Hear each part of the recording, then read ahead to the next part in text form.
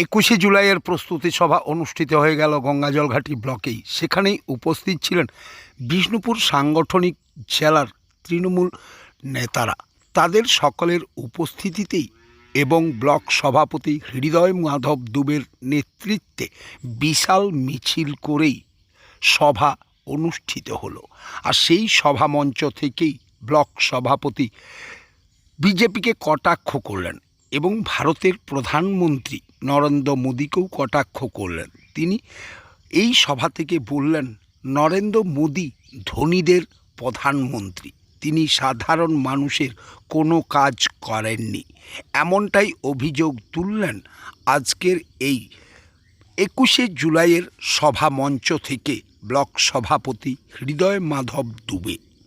শোনাবো তার সেই বক্তব্য, কি বললেন তিনি প্রধানমন্ত্রীর উদ্দেশ্যেই এই সভা মঞ্চ থেকে। মানে পিছনে ফিরে তাকানো, সিপিএমের সন্ত্রাসের কথা আলোচনা করা।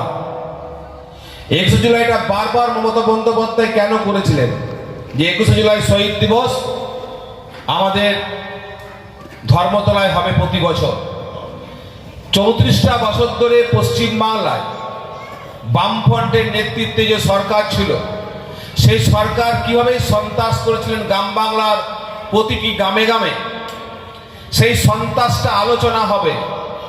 এবং যুব সম্প্রদায়, মহিলা, কৃষক, ক্ষেতমজুর, শিক্ষক প্রত্যেককে বুঝতে হবে, যদি আবার সিপিএমের হাতে এই সরকারটা তুলে দিই আমরা, তাহলে সেই সন্ত্রাস আবার ফিরে আসবে। তাই 21শে জুলাই করতে হবে, সিপিএমের সন্ত্রাস আলোচনা করতে হবে, পরাধীন ভারতের আলোচনা করতে হবে, ইংরেজের সন্ত্রাস, তার আগের সন্ত্রাস আলোচনা করতে হবে, মুসলমান সাম্রাজ্যের সন্ত্রাস।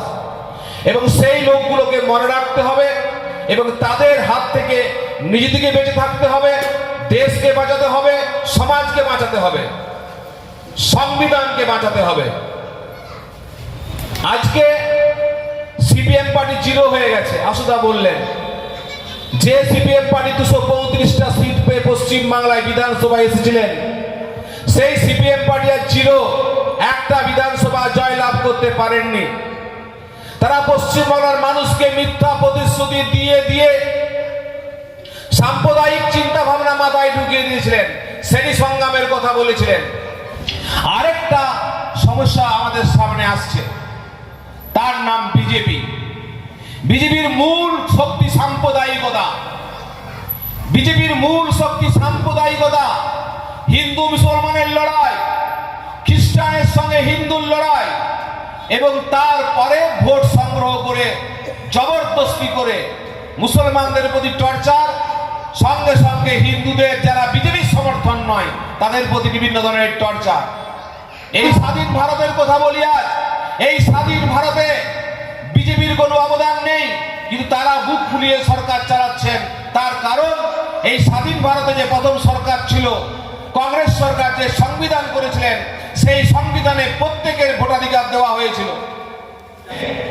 আজকে ভারতবর্ষের টাকার মান স্বাধীনতার পর সবচেয়ে খারাপ জায়গায় চলে গেছে। ডলার থেকে আজকে 84 টাকা $1 দাম, 84 টাকা। যা যা উনি বলেছিলেন। পেট্রোলের দাম 2008 সালে 1 লিটার পেট্রোলের দাম ছিল কত? 39 টাকা। সেই পেট্রোলটা বিক্রি হতো বাজারে কত টাকায়? 52 টাকায়। আজকে 1 লিটার পেট্রোলের দাম কত আন্তর্জাতিক বাজারে? 34 টাকা। আর কত টাকায় বিক্রি হচ্ছে? 100+। নরেন্দ্র মোদী বলেছিলেন আমার সরকার এলে চার করে পেট্রোলের দাম নেমে যাবে।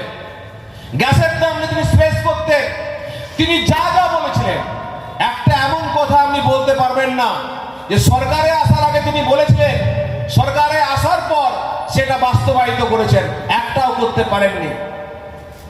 ধনিক সম্প্রদায়ের প্রধানমন্ত্রী হচ্ছে নরেন্দ্র মোদী। ধনীদের